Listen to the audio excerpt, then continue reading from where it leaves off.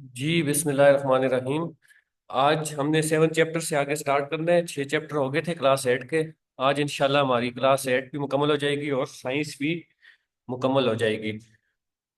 4 से लेके 8 तक हमारी साइंस मुकम्मल होगी। 9 10 जो है उससे बहुत कम 1 2 MCQs बनते हैं, मैंने आपको बताया था। और चीज़ें यही होती हैं जो 7 8 तक आ रही हैं। जबकि 4 5 जो है उससे भी ईटा 1 2 ही MCQs लाता है। इस तरह 9 10 से भी एक आधे MCQs आते हैं। जो मेजोरिटी MCQs हैं वो 6 7 8 से आते हैं। पास पेपर आपने देखने हैं, मैं पास पेपर से भी इंशाल्लाह आपको करा दूंगा। तो 9 10 जो है उसमें सिर्फ साइंस नहीं होती, उसमें आगे फिजिक्स केमिस्ट्री बायो शुरू हो जाती है। 9 की 3 यानी कि आगे 6 किताबें हैं मजीद। तो बहरहाल हमारे पास टाइम बचेगा तो हम आखिर में उसको भी सरसरी सा देखेंगे, लेकिन फिलहाल हमने डिटेल में 4 से लेके 8 तक मुकम्मल कर लिया इंशाल्लाह। तुम्हारा मेजोरिटी कोर्स जो है वो यानी 20 में से 17 18 18 MCQs इस कोर्स से आते हैं। सही है। Acid base and salt. तो देखिए मैंने कल भी थोड़ा सा इसमें बता दिया था आपको कि एसिड और बेस मिलके साल्ट और वाटर बनाते हैं। एसिड यानी कि HCl, आम तौर पे HCl को जो है वो कॉमन एसिड में लिया जाता है और NaOH को बेस में लिया जाता है। तो ये एसिड और बेस मिलके NaCl+H2O बनाते थे। और इसको न्यूट्रलाइजेशन रिएक्शन भी हमने कहा था, ये डबल डिस्प्लेसमेंट में पीछे हमने पढ़ा था। तो पीछे वाला बहरहाल आपने लेक्चर पहले देखने हैं, ये बाद में देखने हैं। तो इसमें साल्ट का तो बहरहाल आपको पता है, हमारे यहाँ NaCl जो है कॉमन साल्ट या टेबल साल्ट के तौर पे भी इस्तेमाल होता है। तो एसिड और बेस का पहले समझेंगे। एसिड देखें, एसिड को अगर आपने रिएक्शन से समझना है तो इसमें जो है वो हाइड्रोजन आयन होते हैं। सही है। H+ होते हैं। और बेस में OH होते हैं। सही है। एक तो इनकी निशानी ये है समझने की। दूसरा, एसिड और बेस में वो मजीद फर्क क्या है। एसिड जो है वो उसका टेस्ट सोर होता है, खट्टा होता है। सही है।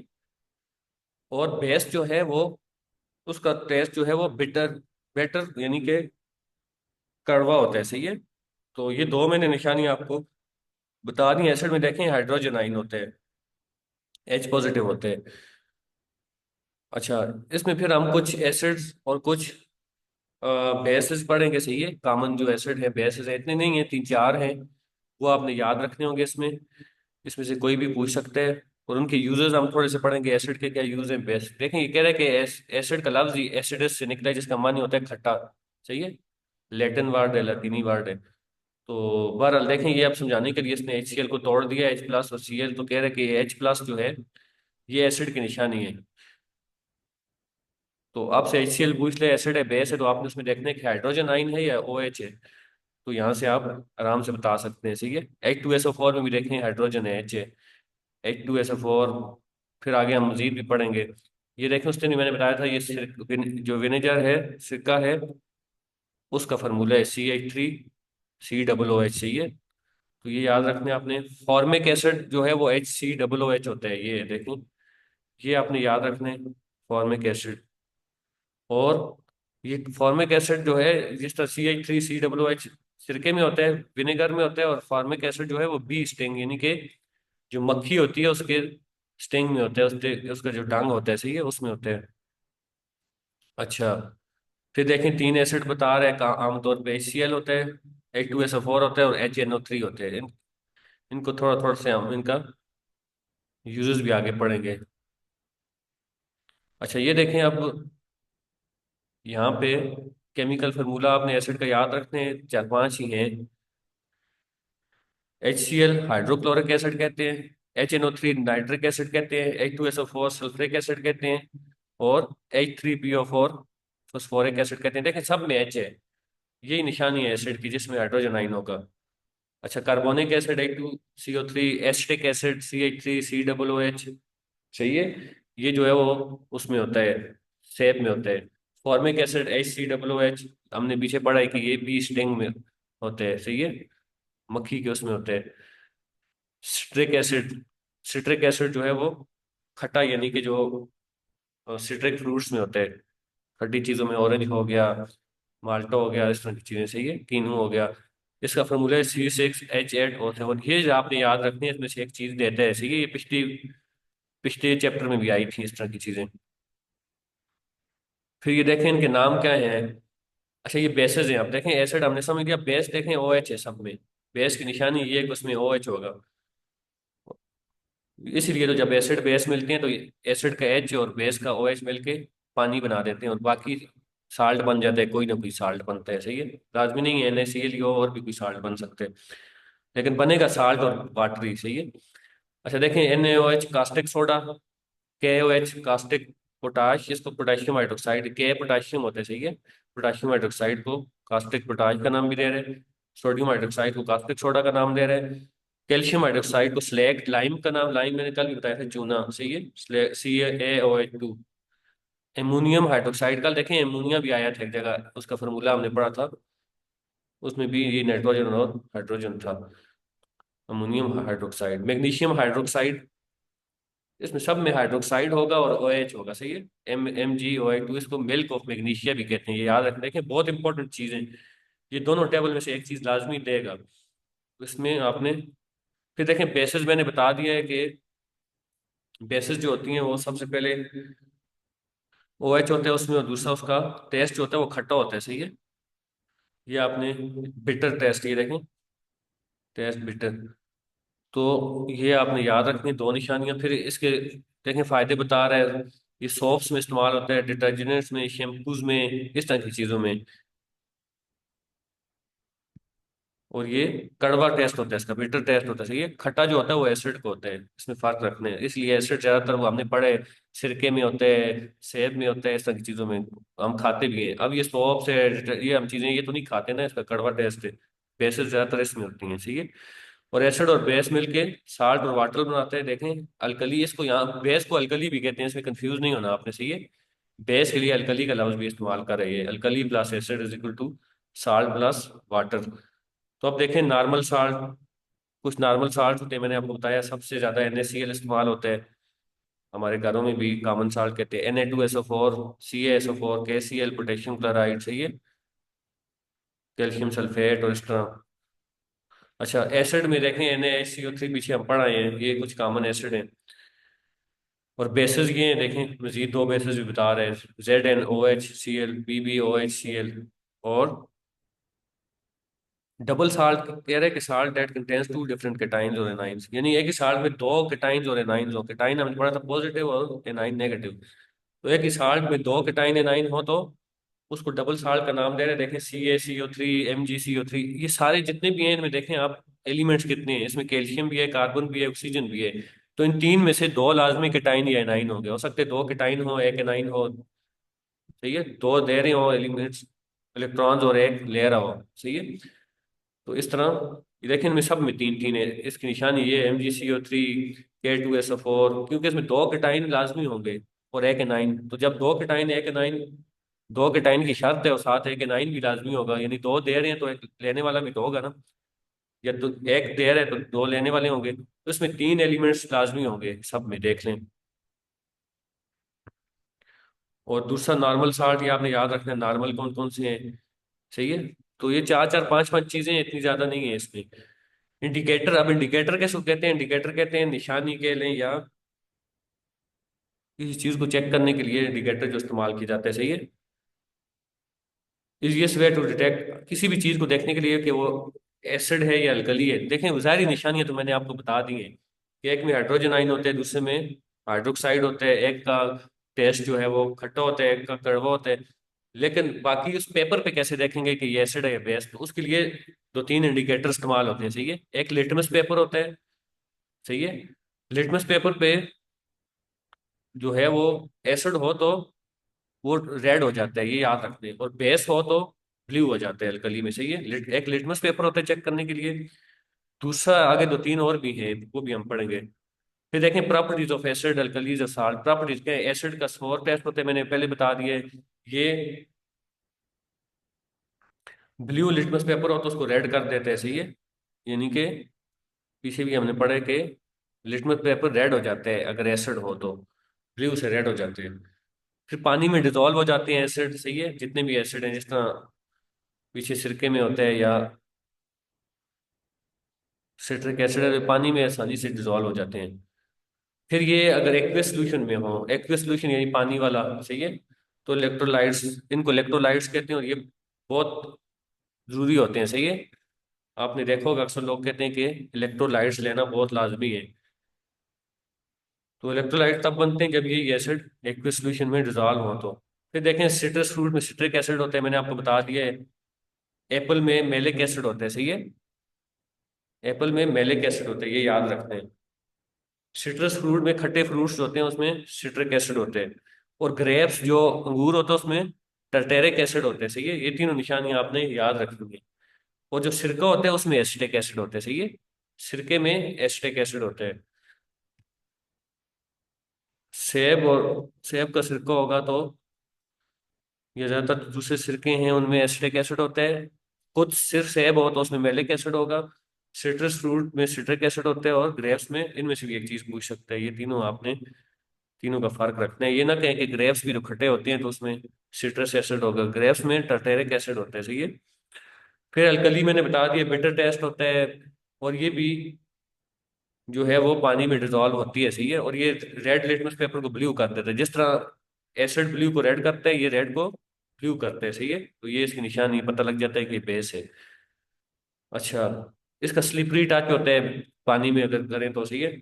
फिर इलेक्ट्रोलाइट से भी बनते हैं, बेस से भी बनते हैं, एसिड बेस दोनों से इलेक्ट्रोलाइट बनते हैं जब उसको हम पानी में डिजोल्व करते हैं, सही है। साल्ट का आपको पता है, देखें साल्ट की जहरी शक्ल क्या होती है। सॉलिड होता है, ज़ाहिर बात है। ठोस होता है, लिक्विड भी नहीं होता, और गैस की शक्ल में भी नहीं होता, ठोस शक्ल में होता है। ठोस है तो हमने पढ़ा था इसका हाई मेल्टिंग बॉइलिंग पॉइंट होता है हमेशा सॉलिड्स का, सही है। फिर ये पाउडर फॉर्म में भी होता है, कहते हैं ये सॉलिड की फॉर्म में भी होता है, जमा हुआ भी होता है क्रिस्टलाइन फॉर्म में। और पानी में हल होता है, ये आपको पता है। जितने भी साल्ट्स हैं, कुछ जो है वो पानी में हल नहीं भी होते, सही है। उनमें ये है calcium carbonate, magnesium carbonate, lead sulphate, ये कुछ हैं जो पानी में हल नहीं होते, इनको आपने अलग से याद रखने हैं। अच्छा,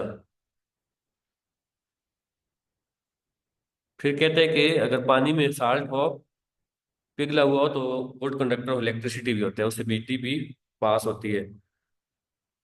अच्छा, फिर कुछ साल्ट में कहते हैं कि ऑलरेडी पानी होते हैं, उनके क्रिस्टल में ऑलरेडी पानी जज्ब हुआ होता है, उसको कहते, मिसाल के तौर पे कॉपर सल्फेट की मिसाल दे रहे हैं, सही है। अब इनके यूजेस क्या है, पीछे हमने कुछ यूजेस जो है वो पढ़े। एसिड जो है, एसिटिक एसिड या इस तरह के जितने भी एसिड है वो सिरके में होते हैं, सलाद में, यानी हम हमारे सैलेड, हमारे खाने के लिए जो चीजें हैं उनमें होते हैं, सही है। फिर फ्लेवर डालने के, कुछ चीजों में फ्लेवर ऐड करने के लिए होते हैं, सही है। जबकि बेस जो है वो साबुन में होगी, शैम्पू में होगी, इस तरह की चीजों में, सही है। फिर देखें ये एसिड हाइड्रोक्लोरिक एसिड का कह रहे हैं कि हमारे मैदे में होते हैं, प्रोड्यूस होते हैं। और ये गैस्ट्रिक जूस, जो मैदे में जो जूस ग़िज़ा को हजम करते हैं उसका हिस्सा होते हैं, सही है। डाइजेशन में हेल्प करते हैं। फिर सल्फ्रिक एसिड H2SO4 हमने पढ़ा था, कहते हैं कि ये डाइल्यूट यानी कि पानी में मिला हुआ हो थोड़ा सा, तो ये बैटरी के तौर पे भी, बैटरी में भी इस्तेमाल होता है सल्फ्रिक एसिड, ये याद रखने हैं। ऑटोमोबाइल, ये जो गाड़ियों की बैटरी होती हैं। फिर कहते हैं कि सल्फ्रिक एसिड फर्टिलाइजर्स में, आर्टिफिशियल फाइबर्स, पेंट्स, डाइज, कलरों में, ये पेट्रोलियम, इसमें भी इस्तेमाल होते हैं। फिर सिट्रिक एसिड जो है वो आपको पता है कि एज अ फ्लेवरिंग एजेंट, और ये खट्टा होता है, सही है। जो मैंने आपको बताया, लेमन, लीमू में होता है, माल्टे में होता है, इस तरह की चीज़ों में। फिर ये ड्रिंक्स जो होती हैं इसमें फॉस्फेरिक एसिड होता है, ये भी याद रखना है। फिर कार्बोनिक एसिड फिजी ड्रिंक्स में होता है। नाइट्रिक एसिड, नाइट्रोजन तो ज़्यादा पता है, जहाँ भी नाइट्रोजन का लफ्ज आया तो वो फर्टिलाइजर, पीछे भी हमने पढ़ा था, या फिर बारूद वगैरह एक्सप्लोसिव। तो ये आपने याद रखनी है। लेकिन थोड़ी थोड़ी चीज़ें हैं, लेकिन सारी इंपॉर्टेंट हैं। इनमें से कोई भी एमसीक्यूज कहीं से भी आ सकते हैं, तो अपने पास इसके आपने कोशिश करें कि नोट्स बल्कि लाजमी बनाएं। यूज ऑफ अल्कलीज, फिर बेसिस कहाँ पे इस्तेमाल होती हैं, कुछ मैंने आपको देखें बता दिया था कि सॉफ्ट्स में होती हैं, और डी ग्रीसिंग एजेंट्स, क्लीनर के तौर पे इस्तेमाल होती हैं। ग्रीस ऑयल में होती हैं, देखें। फिर साबुन, मेडिसन्स में, पेट्रोलियम में होती हैं, ब्लीचिंग पाउडर में होती हैं। अच्छा, फर्टिलाइजर में भी होती हैं ये। एंटी एसिड के तौर पे भी इस्तेमाल होती हैं, एसिड को न्यूट्रलाइज करने के लिए, यानी कि एसिड ज़्यादा है तो उसके एंटी, यानी कि उसको बैलेंस करने के लिए भी इस्तेमाल होती हैं। तो ये बेसिस के कुछ हो गया, सही है। अच्छा, ये साल्ट का हमने पढ़ लिया था। यूजेस ऑफ साल्ट, साल्ट का देखें आसान है, आपको पता है हमारे घरों में इस्तेमाल होते हैं NaCl आमतौर पे, सही है। और फिर केमिकल बनाने में इस्तेमाल होता है, बेकिंग सोडा में होता है, वॉशिंग सोडा में होता है। सही है। मार्बल, लाइमस्टोन चूने में होते हैं। ये पत्थर होते हैं, डेकोरेटिव स्टोन्स, डेकोरेशन के लिए इस्तेमाल होते हैं, इनमें होते हैं। सीमेंट में होते हैं। फर्टिलाइजर में भी होते हैं। फर्टिलाइजर में देखें तीनों चीजें आ गई हैं। गन पाउडर में होते हैं साल्ट इस्तेमाल, वॉशिंग सोडा में होते हैं। अच्छा, फर्टिलाइजर में देखें ये नाइट्रेट, अमोनियम सल्फेट और अमोनियम नाइट्रेट फर्टिलाइजर में होते हैं। अच्छा, न्यूट्रलाइजेशन रिएक्शन, अब साल्ट और पानी बनता कैसे है, पीछे भी हम पढ़ के आ गए थे। HCl और NaOH जब मिलते हैं तो साल्ट और वाटर बनाते हैं। सही है। बहुत आसान है ये रिएक्शन, ये इसको कहते हैं न्यूट्रलाइजेशन रिएक्शन, ये याद रखना इंपॉर्टेंट है। अच्छा, फिर एक इंडिकेटर हम पीछे पढ़ के आ गए थे, लिटमस पेपर वाला। सही है। वो कैसे बताएगा एसिड क्या है, बेस कैसे। अब तीन लिटमस पेपर और उसने बताए हैं। एक तो ये लिटमस दोबारा आ गया, एसिड में रेड होता है, बेस में ब्लू हो जाता है। एक मिथाइल ऑरेंज है। सही है, ये भी एसिड में रेड होते हैं, लेकिन बेस में येलो हो जाता है। और ये एक और है फिनोफ्थलीन, ये एसिड में कलरलेस हो जाता है और बेस में पिंक। देखें तीनों हैं तो पहले दो एसिड में रेड होते हैं, तीसरे कलरलेस, कोई कलर नहीं होगा, एसिड का कलर कभी भी नहीं बदलेगा। देखें, एसिड में या रेड होगा या आखिरी में कलरलेस है। इसमें तीनों में मुख्तलिफ है, एक में ब्लू है, एक में येलो है, एक में पिंक है, तो ये याद रखने से ये। अच्छा, तो ये तीन में से कोई भी पूछ सकता है कि इनमें कैसे पता लगेगा एसिड क्या है, कलर से। फिर इंपॉर्टेंस ऑफ न्यूट्रलाइजेशन रिएक्शन क्या है, कहते हैं क्या वो stomach produce hydraulic acid which help in digestion. चाहिए, sometimes stomach produce excess hydraulic acid this cause burning stomach called indigestion. सही है। तो कहते हैं कि ये न्यूट्रलाइजेशन रिएक्शन की इंपॉर्टेंस बता रहा है कि हाइड्रोक्लोरिक एसिड प्रोड्यूस होता है जो हमारे हाजमे के लिए अच्छा है। सही है। अच्छा, तो फिर ये मिल्क ऑफ मैग्नीशिया किसे कहते हैं, ये मैंने आपको बताया मैग्नीशियम हाइड्रोक्साइड को, ये इंपॉर्टेंट है, नोट कर लें। फिर कहते हैं कि जब हमारे हमें इनडाइजेशन हो जाती है, यानी कि हमारा डाइजेशन का प्रोसेस खराब होता है, तो ये मिल्क ऑफ मैग्नीशिया लेने से हमें हमें रिलीफ मिल जाता है। सही है। तो ये एसिड का जो ज्यादा इफेक्ट है उसको न्यूट्रलाइज कर लेते हैं। सही है। एसिड और बेस इसलिए मिलके न्यूट्रलाइज कर लेते हैं चीजों को, इसलिए उसको न्यूट्रलाइजेशन रिएक्शन भी कहा है उसने। अच्छा, फिर देखें, कहते हैं कि अगर कोई चीज काट ले, सही है, तो हमने पढ़ा था कि उसके स्टिंग में एसिड होता है। सही है। इसे हमने पढ़ा था कि फॉर्मिक एसिड होता है उसके स्टिंग में, उसके। तो उसको न्यूट्रलाइज करने के लिए फिर हम ऊपर बेस बेकिंग सोडा लगाते हैं या कैल्शियम हाइड्रोक्साइड। तो देखें, एसिड का जहाँ भी नुकसान होगा उसको न्यूट्रलाइज करने के लिए बेस आएगी फिर। सही है। तो एसिड और बेस मिलके देखें साल्ट भी बनाते हैं, पानी भी, तो ये दोनों यानी कि दोनों के मिक्स करने से बहुत सी अच्छी ये टूथ डिके बता रहे हैं कि अगर दांतों का मसला हो जाए तो फिर हमने पीछे पढ़ा था कि बेस से सोप भी बनते हैं, ये टूथपेस्ट की चीजें भी बनती हैं इससे, टूथपेस्ट में अल्कली बेस होती है। सही है। तो इससे चीज फिर बैलेंस हो जाती है। एसिड जहां भी मसला करेगी तो बेस के साथ मिलके वो चीज मसला हल हो जाएगा, न्यूट्रलाइज हो जाएगा। ठीक है। पीएच स्केल क्या होता है, ये बहुत इंपॉर्टेंट है, याद रखने हैं। एसिड का पीएच स्केल हमेशा 7 से कम होता है, बेस का 7 से ज्यादा होता है, और 7 पानी का होता है। सही है।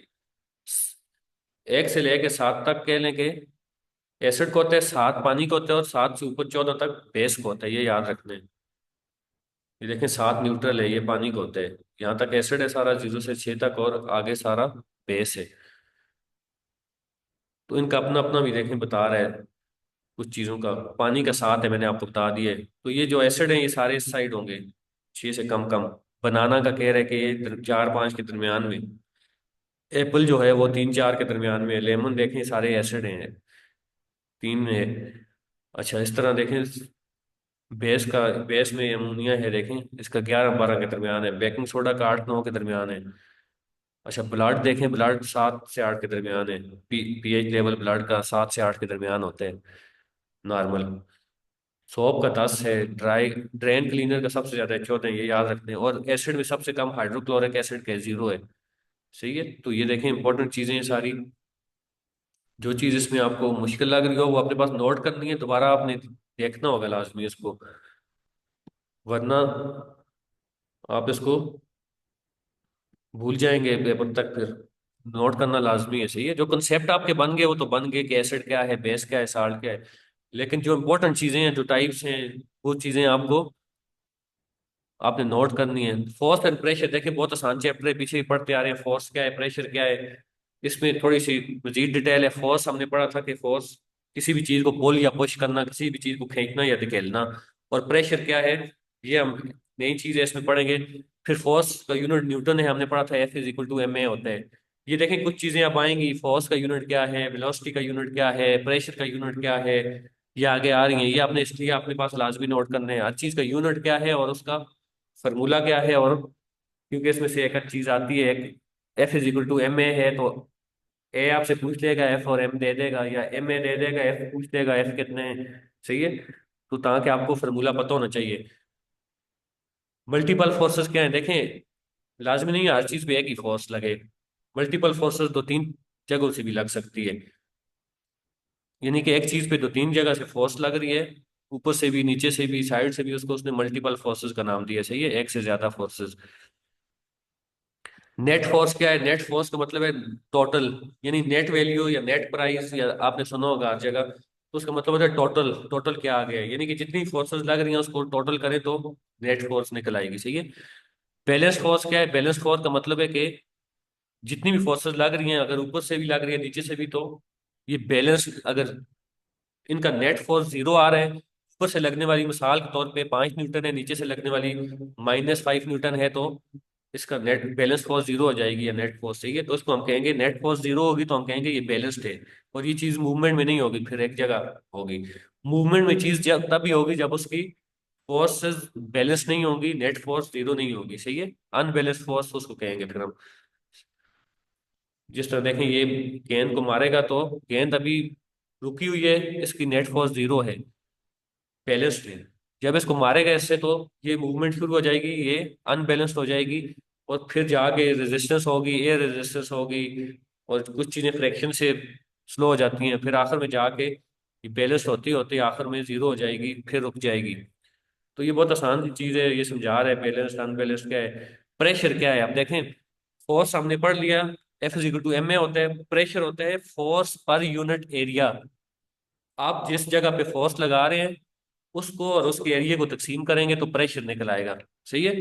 यानी कि मिसाल के तौर पे आप एक कुर्सी है उसके ऊपर फोर्स लगा रहे हैं, कुर्सी का एरिया कितना है, 2 फुट है, 3 फुट है, जितना भी है, एरिया को मीटर स्क्वायर में नापते हैं हमेशा, लेंथ इंटू वेट, तो प्रेशर की वैल्यू निकल आएगी। अब इसमें आपको एमसीक्यूज दे सकते हैं, फोर्स भी दे देगा, एरिया भी दे देगा, पूछेगा प्रेशर फाइंड करें इसका, या प्रेशर दे देगा, फोर्स दे देगा, कहेंगे एरिया फाइंड करें, तो आपने इसको क्रॉस मल्टीप्लाई करके, वही मैथ का फॉर्मूला है, सही है।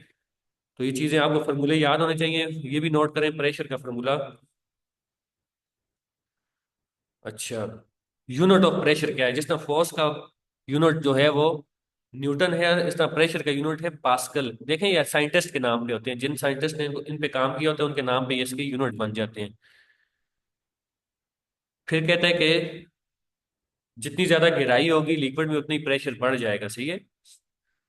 गहरी जगह पे प्रेशर सबसे ज्यादा होता है, सही है। तो ये आगे कुछ चीजें फॉर्मूले से भी हम याद रखेंगे। जब कोई भी चीज हम पानी में फेंकते हैं, उसकी फोर्स लगती है, तो पानी आगे से उसके ऊपर दोबारा फोर्स लगाता है, सही है। पानी की अपनी फोर्स भी होती है, अपनी डेंसिटी भी होती है। जिस तरह हमने पढ़ा था कल वाली क्लास में कि अगर पानी की डेंसिटी ज्यादा हो और उसमें जो चीज फेंके उसकी कम हो, तो वो चीज तैरेगी, डूबेगी नहीं, पानी की रेजिस्टेंस ज्यादा है। और अगर चीज की मास ज्यादा होगा, डेंसिटी ज्यादा होगी, तो वो डूब जाएगी, पानी रेजिस्ट नहीं कर सकेगा उसको। तो इसी तरह अब ये एक लॉ भी आ रहा है अभी।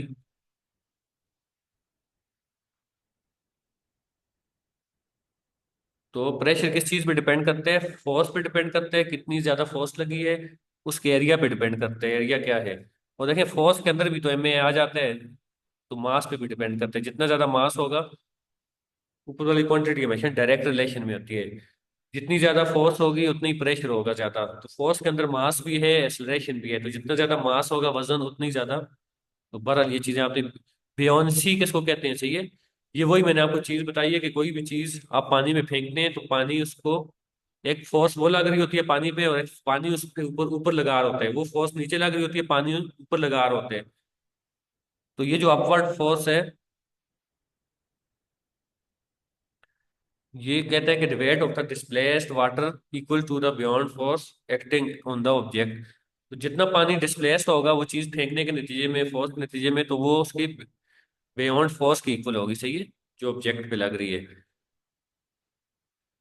ये ला है, इसको बियोंसी भी कहते हैं।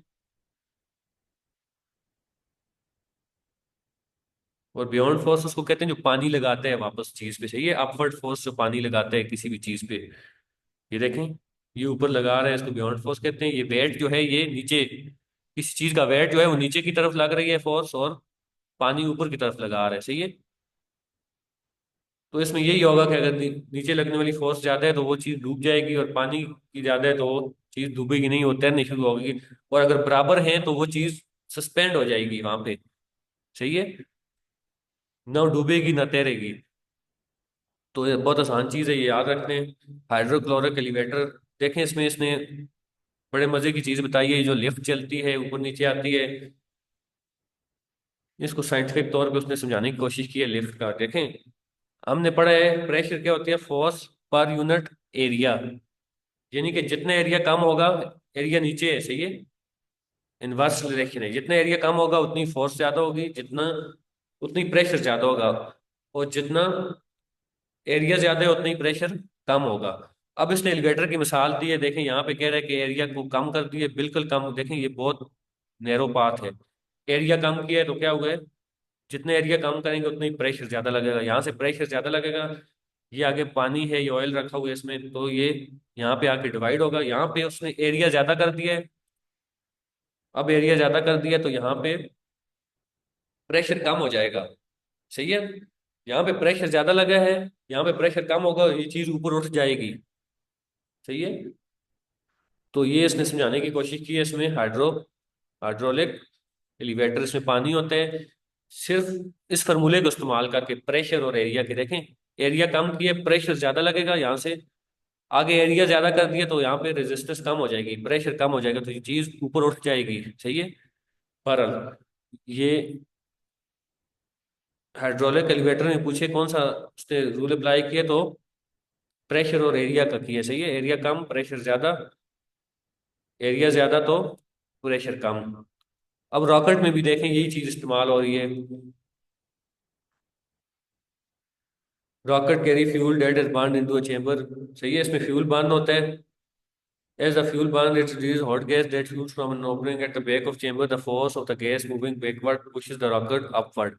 देखिए यहाँ भी फोर्स जो होती है वो, रॉकेट के अंदर फ्यूल बर्न होता है, सही है, ये धुआं निकलता है जो, तो कहते हैं कि ये जो फोर्स होती है गैसेस की, ये पीछे की तरफ लगती है, सही है, जिसके नतीजे में धुआं भी निकलता है। और जब ये पीछे लगती है तो रॉकेट को जो है वो ऊपर ऊपर, फिर रॉकेट आगे निकलते हैं, यानी कि फॉरवर्ड, नीचे और ऊपर की, इसमें भी फोर्स। और ये वही फोर्स है कि every action has a reaction, सही है, न्यूटन का थर्ड लॉ है जिसके नतीजे में ये रॉकेट मूव करता है। ये याद रखें, पूछ सकते हैं कि रॉकेट में न्यूटन का कौन सा थर्ड लॉ है। Every action has a reaction, rocket के अंदर फ्यूल होते हैं, फ्यूल बर्न होगा, धुआं निकलेगा, धुआं पीछे को आएगा, और उसके नतीजे में रॉकेट को आगे को धकेलेगा, सही है। Every action has a reaction, ये पीछे हमने उसमें भी पढ़ा था, पीछे भी एक चैप्टर में हमने पढ़ा था कि ये जो धुआं होता है ये एक्शन फोर्स होती है जो पीछे की तरफ लगती है, और उसके नतीजे में रॉकेट जो है वो रिएक्शन के तौर पे आगे को मूव करते हैं। तो बहरहाल इसमें दो तीन चीजें उसने बताई हैं। और फोर्स, प्रेशर, प्रेशर का थोड़ा सा एक नई चीज उसने उसमें ऐड की है। Reflection and refraction of light, देखें रिफ्लेक्शन हमने पीछे भी पढ़ा था, रिफ्रैक्शन अभी पढ़ लेंगे।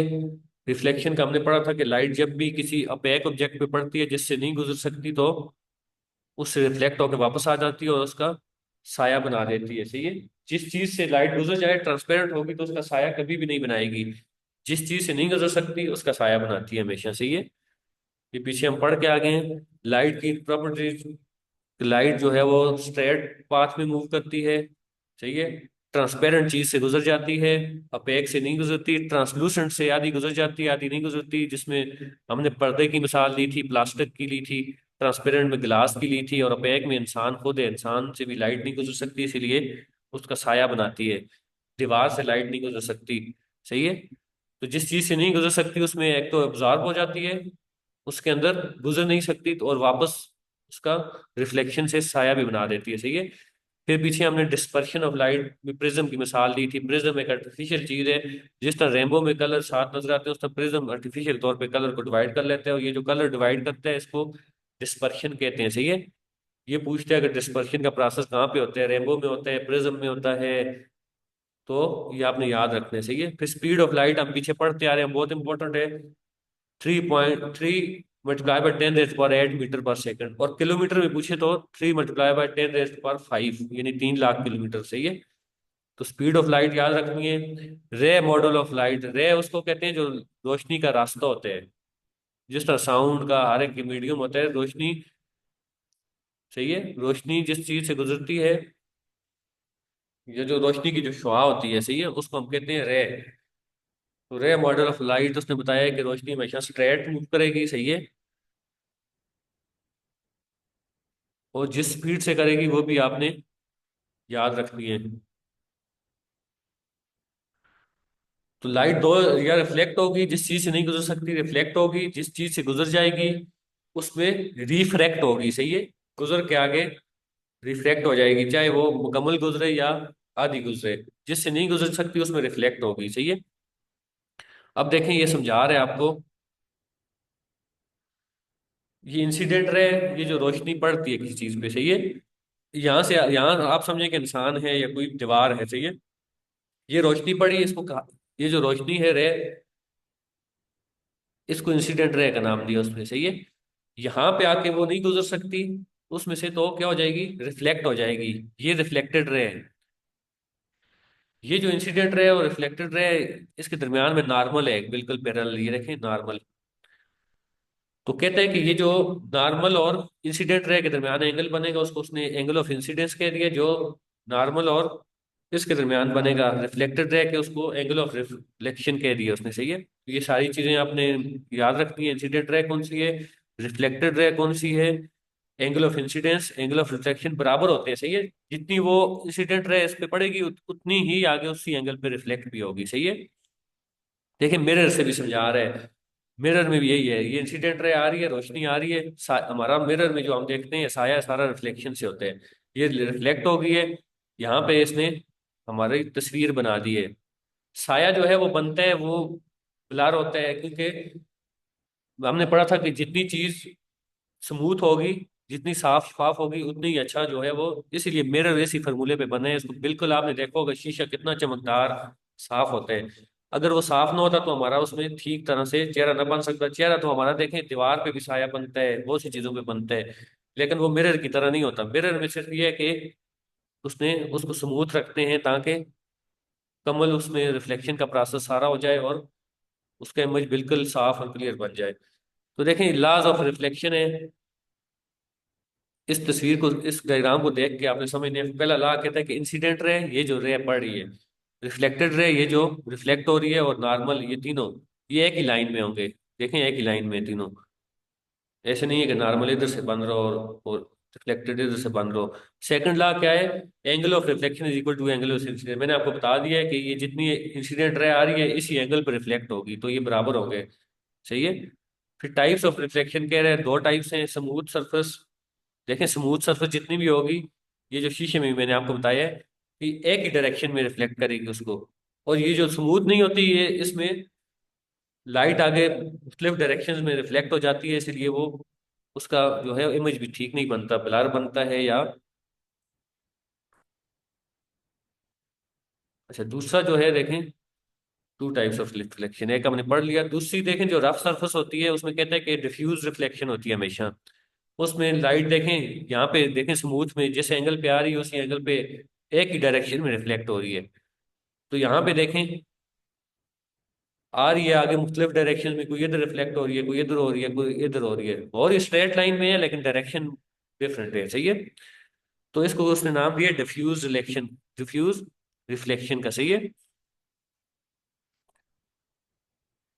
तो शीशे को इसीलिए बिल्कुल स्मूथ रखा जाता है, पॉलिश फॉर्म में होता है कि वो अच्छे से अच्छा जो है वो इमेज बना दे शीशे में। अच्छा फिर देखें इमेज कैसे बनते हैं, उसका आगे तरीका बताएगा। यहाँ पे देखें ऑब्जेक्ट है। ऑब्जेक्ट से मुराद ये है कि असल में जो इंसान खड़ा है शीशे के सामने, देखें ये शीशा है, ये इंसान खड़ा है, सही है।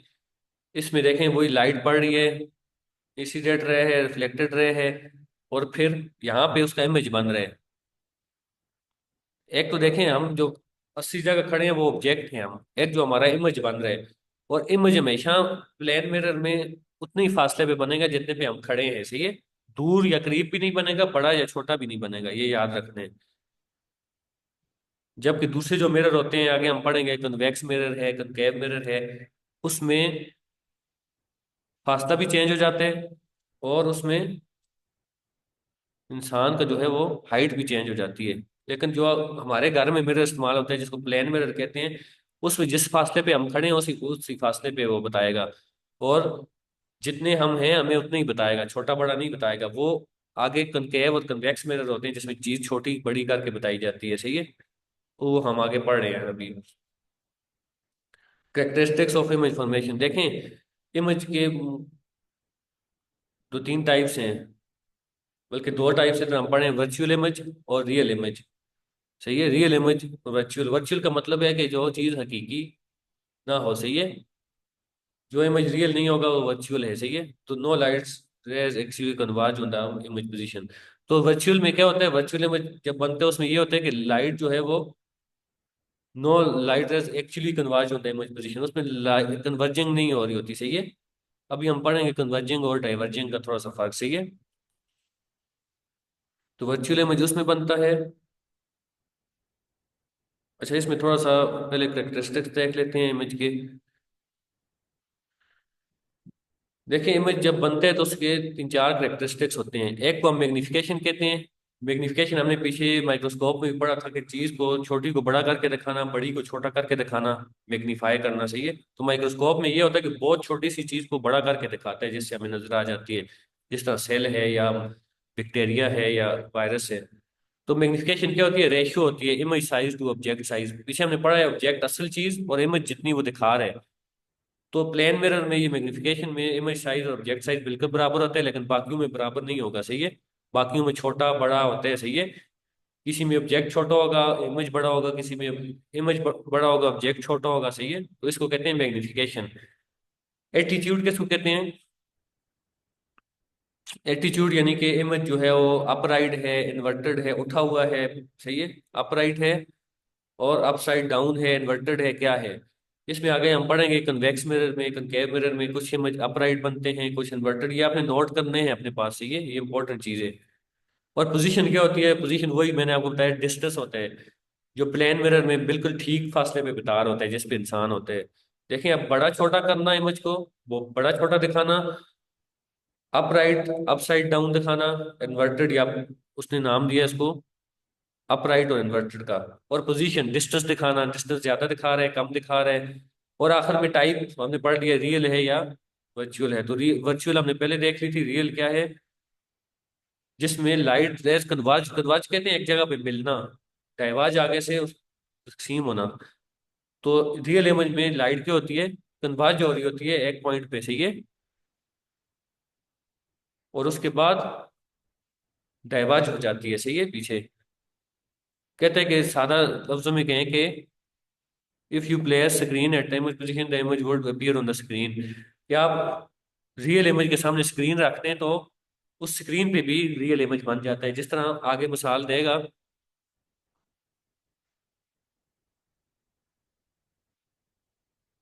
प्रोजेक्टर की मिसाल दे रहे हैं, प्रोजेक्टर में जो स्क्रीन बनती है दीवार के ऊपर, उसमें रियल इमेज इस्तेमाल और होते हैं, सही है। वर्चुअल इमेज जो बनता है वो हमारे शीशे में बनता है, सही है। शीशे पे बनता है, वो स्क्रीन पे कभी भी नहीं आ सकता, क्योंकि उसमें लाइट जो है वो क्या नहीं होती, कन्वर्ज नहीं हो रही होती, सही है। तो बहरहाल ये अपने पास नोट करने हैं आपने। प्लेन मिरर में मैंने आपको बता दी है चारों चीजें, मैग्निफिकेशन बिल्कुल बराबर होती है, जितना साइज है ऑब्जेक्ट का उतनी इमेज भी बनाएगा, पोजीशन भी, डिस्टेंस भी बराबर होते हैं। प्लेन मिरर का मतलब है घर वाला जो शीशा हम आमतौर पर इस्तेमाल करते हैं। एटीट्यूड, हमेशा इमेज अपराइट होगा उसमें, सही है। लिटरली इन्वर्टेड, अपराइट उठा हुआ यानी कोई चीज। और वर्चुअल इमेज होते हैं, सही है। वर्चुअल इमेज से मुराद यही है कि शीशे में वर्चुअल इमेज बनते हैं। वो स्क्रीन पे नहीं बन सकता। आप कहें कि ये जो हम शीशे में खुद को देख रहे हैं इसी को हम दीवार पे भी ले आए उसके बाद, तो ऐसा नहीं हो सकता। ये सिर्फ प्रोजेक्टर में होता है, प्रोजेक्टर में ये रियल इमेज वाली जो टेक्निक है ये प्रोजेक्टर में इस्तेमाल की जाती है, सही है। फिर साइड पे ये पेरिस्कोप बता रहा है। पेरिस्कोप क्या होता है? एक ऐसा इंस्ट्रूमेंट है जो मिरर को इस्तेमाल करता है रिफ्लेक्ट इमेज को रिफ्लेक्ट करने के लिए, सही है, ट्यूब के जरिए। तो ये जो साइड वाली चीजें ये आमतौर पे लाता नहीं है, मैं पहले भी आपको मैंने बताया, लेकिन फिर भी इसको देख लिया करें। इसमें एंगल 45 डिग्री का बनता है, और ये इस्तेमाल किस लिए होता है, बस मोटी मोटी चीज इसमें काफी है देखना। अच्छा, आगे जो है वो हम थोड़ा सा कनकेव और कन्वेक्स मिरर पढ़ेंगे। उसमें यही देखेंगे कि कनकेव और कन्वेक्स में जो है वो पोजीशन क्या होती है, जिस तरह प्लेन मिरर में बराबर होती है। उसमें ऑब्जेक्ट और उसका साइज क्या होता है, जिस तरह प्लेन मिरर में बराबर होता है। और उसका उसमें मिरर जो है वो इमेज जो है रियल बनाता है या वर्चुअल बनाता है। तो ये चीजें हम पढ़ेंगे, ये आपने नोट करनी है। रिफ्रैक्शन देखें, रिफ्रैक्शन हमेशा होगी जैसे लाइट गुजर जाएगी, चाहे वो थोड़ी गुजरे, बिल्कुल ट्रांसपेरेंट ना हो, ट्रांसलूसेंट हो, फिर भी रिफ्लेक्शन ही होगी। या बिल्कुल ट्रांसपेरेंट भी हो, उसमें भी रिफ्लेक्शन होगी। अपेक जो है, जैसे लाइट नहीं गुजर सकती उसमें रिफ्लेक्शन नहीं हो सकती, उसमें रिफ्लेक्शन ही होगी, लाइट वापस आ जाएगी, सही है। तो देखें इसमें भी वही चीजें हैं। ये देखें अब लाइट गुजर गई है, ग्लास से भी गुजर गई है, तो इसमें भी इंसिडेंट रे एक होती है, ये जो आ रही है ऊपर से, एक रिफ्रैक्टेड रे है जो गुजर गई है, ये देखें। अगर ये ग्लास ना होता, ये दीवार होती है, ऐसी चीज होती है जैसे लाइट ना गुजर सकती, तो ये इंसिडेंट रहे इस तरह रिफ्लेक्ट हो जाती वापस ऊपर। लेकिन ये गुजर रही है इसमें से, देखें। ये रिफ्लेक्टेड है, पॉइंट ऑफ इंसिडेंस है जहाँ पे, यहाँ पे ये जो आपस में मिलती है इंसिडेंट रे, और ये दरम्यान में नॉर्मल बन गया, पीछे भी था, सही है। फर्क सिर्फ ये है कि उसमें रिफ्लेक्टेड रे है, इसमें रिफ्लेक्टेड रे होती है। ये ग्लास में बन सकती है, एयर में बन सकती है, ऐसी चीजों में बन सकती है जिसमें से लाइट कुछ ना कुछ गुजर जाए, मुकम्मल गुजर जाए फिर भी, आधी गुजर जाए फिर भी, सही है। अब स्फेरिकल मिरर क्या है? देखें, ये कनकेव मिरर की स्फेरिकल मिरर में आते हैं। जो प्लेन मिरर है उसमें हमारे घर वाला शीशा है। स्फेरिकल मिरर की बात आ गई तो उसमें दो है, कनकेव है और कन्वेक्स है, ठीक है। इन दोनों का हम फर्क देख लेते हैं, और इन दोनों के यूजेस हैं, और इनमें इमेज कैसे बनते हैं। ये तो तीन चीजें हैं, आपने नोट करनी है। नई चीज है, मुश्किल है, मेरे ख्याल से अभी तक साइंस में जितने भी चैप्टर आए हैं उसमें से ये चैप्टर अभी तक का मुश्किल चैप्टर है, सही है।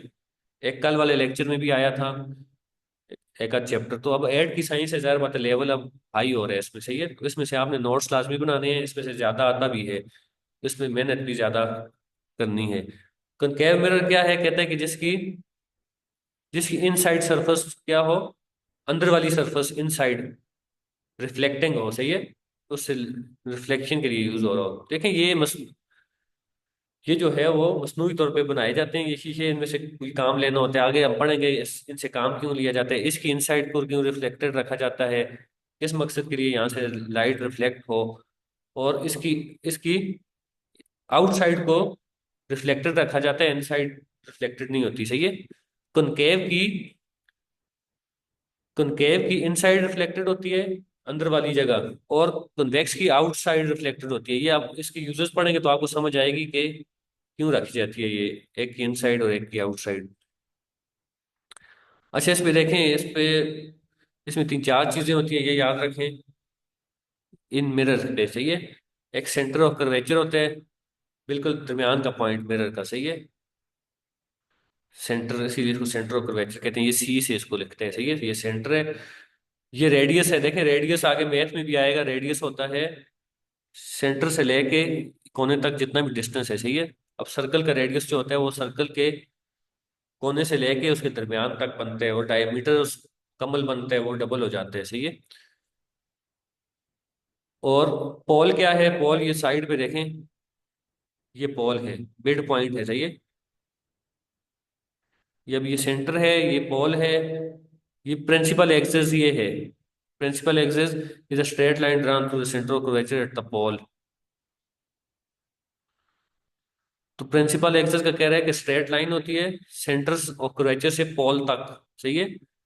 यहां से लेके पोल तक ये स्ट्रेट लाइन है, इसको उसने नाम दिया है प्रिंसिपल एक्सिस का, सही है।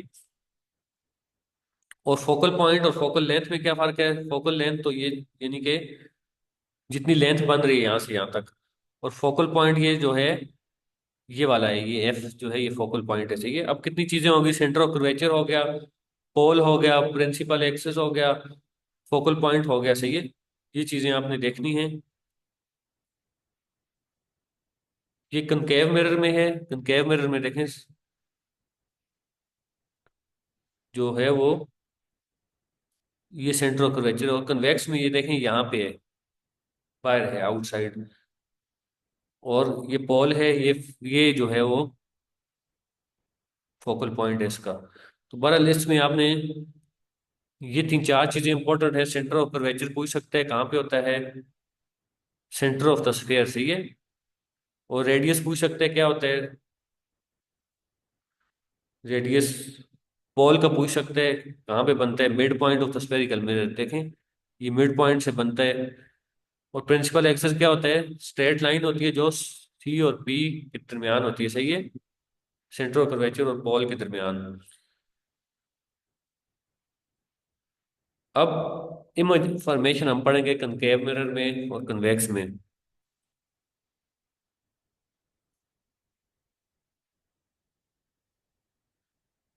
इमेज फॉर्मेशन हम ये देखें, ए बी सी डी, चार पांच तरह के चीजें हो सकती हैं। कहते हैं कि अगर ऑब्जेक्ट ऑब्जेक्ट यानी कि जो चीज खड़ी है जिसका इमेज बनाना है, उसने इंसान ले लें, कोई भी चीज ले लें, अगर सेंटर ऑफ कर्वेचर से पीछे है, behind the centre of curvature है, यानी कि ये सेंटर ऑफ कर्वेचर है तो यहाँ पे है अगर ऑब्जेक्ट, तो फिर कहते हैं कि उसका जो इमेज का साइज है वो रिड्यूस हो जाएगा। ऑब्जेक्ट बड़ा होगा, इमेज जो दिखा रहा होगा वो छोटा होगा। आपने देखा होगा, कभी कभी ऐसे मिरर देखे होंगे आपने कि वो बहुत छोटा दिखा रहे होते हैं इंसान को, होता वो बड़ा है, जितनी हाइट है उसकी उससे छोटा दिखा रहे होते हैं। वो तब होते हैं जब वो इंसान जो है वो सेंटर ऑफ कर्वेचर से पीछे खड़ा हुआ, सही है। उसकी पोजीशन क्या है? उस वो जो इमेज बनेगा वो कहाँ पे बनेगा? फोकस पॉइंट एफ और सी के दरमियान बनेगा, सही है। एल्टीट्यूड क्या होगा? इन्वर्टेड होगा। टाइप क्या होगी इमेज की? रियल होगा। जाहिर बात है इस सब में, कन्वेक्स और कनकेव मिरर में इमेज रियल ही बनेगा, सही है। प्लेन मिरर में वर्चुअल होता है, यहाँ भी कहीं पे वर्चुअल हुआ तो वो मैं आपको बता दूंगा, ज्यादातर इसमें रियल ही बनते हैं, सही है। अब कहते हैं कि ऑब्जेक्ट अगर बिल्कुल सेंटर ऑफ कर्वेचर पे हो, यहाँ पे ऑब्जेक्ट हो अगर आप यहाँ पे, तो फिर इमेज कैसा बनेगा? फिर बिल्कुल सेम बनेगा, जितना है प्लेन मिरर की तरह उतना ही दिखाएगा। इमेज की पोजीशन क्या होगी? सेंटर ऑफ कर्वेचर पे ही बनेगा, सही है। यहाँ पे जहाँ पे होगा उधर ही बनेगा, प्लेन मिरर की तरह, यानी मैग्निफिकेशन भी वही है, पोजीशन भी। और इमेज इन्वर्टेड होगा, सही है, और रियल होगा। देखें यहाँ भी रियल इन्वर्टेड है, यहाँ भी रियल इन्वर्टेड है। अब तीसरा क्या है? ये चीजें आपने नोट ही करनी पड़ेंगी। देखें ये, अब हम शीशा लें, उसके सामने खड़े हों, उसकी प्रैक्टिस करें, वो तो अलग चीज है कन्वेक्स की। लेकिन याद रखने की हद तक आपको ये नोट ही करने पड़ेंगे, इनको याद रखना पड़ेगा। तीन चार चीजें हैं। अब अगर ऑब्जेक्ट, पहले ऑब्जेक्ट उसने बिहाइंड सेंटर ऑफ कर्वेचर लाया था, फिर सेंटर ऑफ कर्वेचर पे ले आया था, अब सेंटर ऑफ कर्वेचर पे थोड़ा सा और मजीद इधर ले आया है, फोकल पॉइंट और सेंटर ऑफ कर्वेचर के दरमियान लाया है। अब कहते हैं कि इमेज जो है वो बड़ा होना शुरू हो जाएगा। यहाँ पे बिहाइंड पे छोटा था, यहाँ पे बराबर हो गया था, यहाँ पे बड़ा होना शुरू हो गया, अब करीब आ रहा है, देखें वो शीशे के करीब जितना आ रहा है, इमेज क्या है? बड़ा हो गया ऑब्जेक्ट से। और कहाँ पे बनेगा? बिहाइंड द सेंटर ऑफ, देखिए जब behind the centre of curvature पे ऑब्जेक्ट था तो इमेज इधर बन रहा था।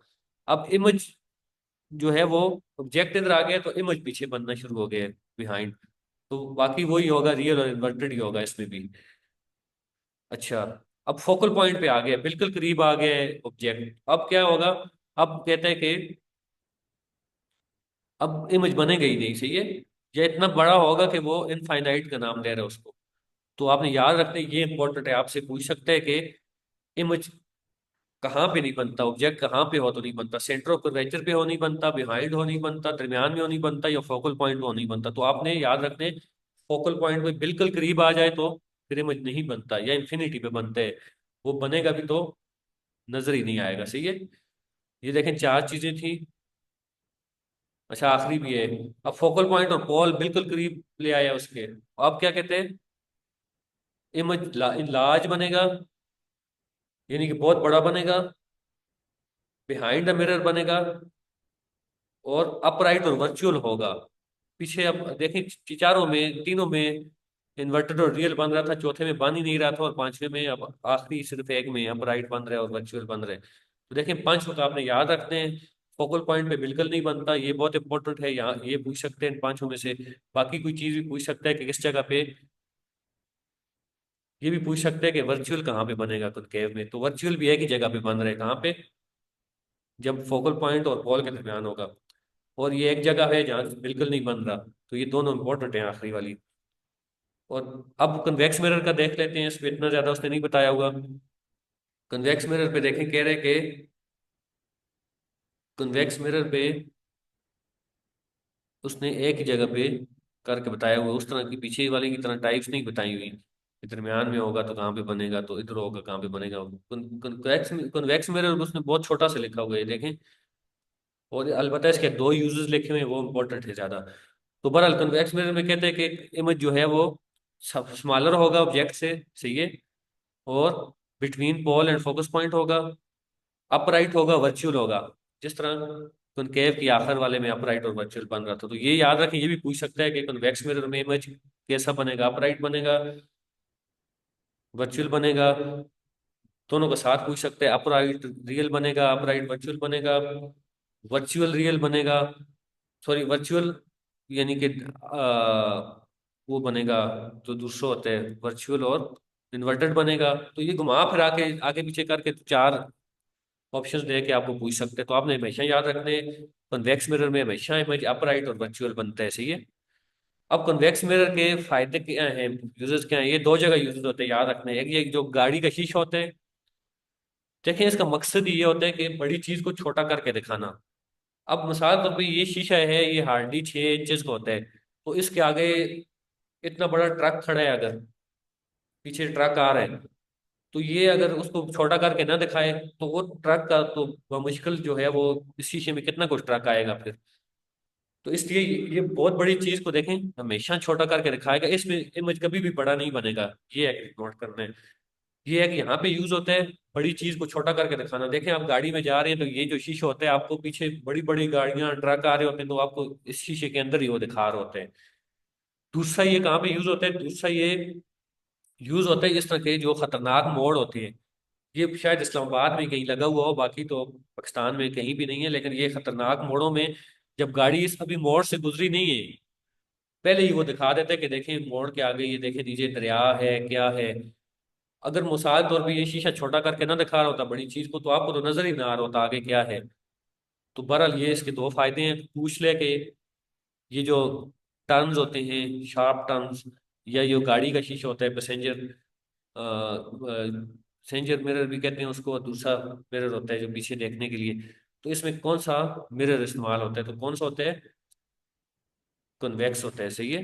कनकेव जो है वो, कनकेव हमने पीछे पढ़ा भी था, आगे भी दोबारा आएगा। कनकेव मिरर, ये जो सोलर, पीछे हमने पढ़ा था सोलर ओवन आ गए हैं, उनमें इस्तेमाल होता है कनकेव मिरर ज्यादातर, सही है। इलेक्ट्रिसिटी और मैग्नेटिज्म, पीछे देखें हम पढ़ते आ रहे हैं इलेक्ट्रिसिटी। इलेक्ट्रिसिटी होती क्या है, सही है, उसका हमने डेफिनेशन पढ़ी थी, फ्लो ऑफ चार्जेस होता है, कर फ्लो ऑफ करंट होता है, सही है। इसमें उसका फार्मूला बता रहा है, ये नोट करना है, ये इंपॉर्टेंट है। पीछे जिस तरह हमने प्रेशर का फार्मूला देखा है, फोर्स का देखा है, तो इलेक्ट्रिक करंट का जो यूनिट होता है वो एम्पेयर होता है, AMPER, एम्पेयर। और इसका फार्मूला क्या होता है, वो इंपॉर्टेंट है, आपने याद रखना है। देखें 1 एम्पेयर होता है जितने चार्जेस, क्योंकि करंट देखें फ्लो ऑफ चार्जेस है, तो जितने चार्जेस गुजर रहे हैं टाइम में, उसको उसने एम्पेयर का नाम दिया है। यानी कि एक चार्ज है, आपसे आपको एमसीक्यूज दे सकते हैं कि 5 चार्जेस हैं, फिर 5 तो नहीं देगा, वो चार्जेस तो हजारों में होते हैं, 5,000 चार्जेस हैं और वो 1 सेकंड में गुजरे हैं, तो एम्पेयर कितने एम्पेयर होगा करंट। 5,000 को 1 सेकंड से डिवाइड करने, number of charges divided by number of time, तो ये बनता है एम्पेयर। इसको मिली एम्पेयर, माइक्रो एम्पेयर, यानी कि ये इसके यूनिट भी हैं, लेकिन मेन यूनिट इसका एम्पेयर है, और इसको लिखा जाता है ए से। अब वोल्टेज क्या है, देखिए करंट तो हमने पढ़ लिया था, वोल्टेज फर्स्ट टाइम आया है। वोल्टेज का आपने फार्मूला भी याद रखने से तो तीन चीजें निकलती हैं। वोल्टेज का जो फार्मूला होता है वो V is equal to I R होता है, सही है। और इसका यूनिट होता है वोल्ट। आपने देखा होगा घर में बिजली का पूछते हैं कितने वोल्ट आ रही है, 210 है, 220 है, कितना वोल्टेज आ रहा है। तो उसमें नॉर्मल भी होता है, कम भी होते हैं, तो ज्यादा ज्यादा भी हो सकता है वोल्टेज, कम भी हो सकता है। ज्यादा हो तो मसले हो जाते हैं, कम हो तो बिजली उस तरह नहीं मिल रही होती। सही है। तो ये जो वोल्टेज होता है इसका यूनिट है वोल्ट। और इसका फार्मूला क्या है, V is equal to I R. ये नोट कर लें, V is equal to I R, यानी करंट और R रेजिस्टेंस है, सही है। आई और आर को मल्टीप्लाई करके हम वोल्टेज निकालते हैं। जितना करंट है आमतौर पे वोल्टेज उतनी ज्यादा होती है, लेकिन उसमें रेजिस्टेंस भी होता है। अगर रेजिस्टेंस आर है उसमें तो फिर उसकी वैल्यू कम भी हो सकती है। V is equal to I R है, ये नोट कर लें अपने पास। V इज इक्वल टू, जब आई आर है तो आर क्या हो जाएगा, equal to V I. V is equal to I R है तो आर निकालने के लिए जाहिर बात है आई को डिवाइड कर लें दूसरी तरफ। R is equal to V I I. देखिए अब आपको V की वैल्यू दे सकते हैं, आई की दे सकते हैं, आपसे आर पूछ सकते हैं। आपको आर की वैल्यू आई की दे के V पूछ सकते हैं। आपको V is equal to I R है तो उसमें दो वैल्यू दे के तीसरी एक पूछ सकते हैं, सही है। तो ये आपने V is equal to I R होते हैं, आर इज इक्वल टू, देखें V is equal to I R याद रखें तो आई भी उसी में से निकल आएगा, आर भी उसी में निकल आएगा। आपको एक फॉर्मूला याद रखने की जरूरत है, V is equal to I R, बल्कि उसको भी याद रखने की क्या जरूरत है, आपको पता है वोल्टेज और करंट हमेशा डायरेक्ट होते हैं, जितना करंट आएगा उतना ही वोल्टेज होगा। तो ये जो V इज इक्वल टू, उसको मैं डायरेक्ट को V, डायरेक्ट रिलेशन का साइन होता है, जब उसको साइन को उठा के इक्वल टू करते हैं तो बीच में उसका कांस्टेंट आर भी लग जाता है, V equal to I R हो जाते हैं। तो सही है, आपने सिर्फ इतना याद रखना है, आगे सारे फॉर्मूले आपके खुद निकल आएंगे। देखें आप, रेजिस्टेंस के लिए ओम का यूनिट होता है ओ एच, ओम ओम। और उसको नापने के लिए आपको वोल्टेज दे करंट दे और कहे कि रेजिस्टेंस कितने हैं, तो आपने वोल्टेज और करंट को डिवाइड कर लेने हैं। तो ये देखें, ये फॉर्मूले आपने लाजमी अपने पास नोट करने हैं। रेजिस्टेंस वो है जो करंट में, करंट को हरकत, करंट जब मूव कर रहा होता है तो उसमें कोई मसला आ रहा है, कोई रुकावट आ रही है, उसको रेजिस्टेंस कहते हैं, सही है। तो अगर रुकावट आ रही है तो जाहिर बात है वोल्टेज कम हो जाएगा फिर। अच्छा आगे देखें पावर क्या है। V is equal to I R हमने किया, R is equal to V I. Power होता है आई वी, यानी कि वोल्टेज और करंट दोनों को मल्टीप्लाई करते हैं तो पावर निकल आएगी। पावर हमेशा ज्यादा होती है, करंट से भी वोल्टेज से भी, दोनों को जरब देंगे तो पावर निकलेगी। पावर का यूनिट क्या है, वाट है। हमेशा पावर वाट में, 5000 वाट है जी फलां चीज।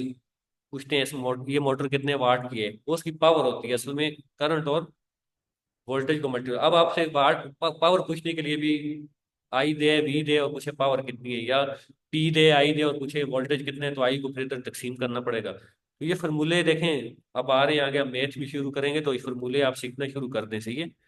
फिलहाल तो बहुत आसान आसान है।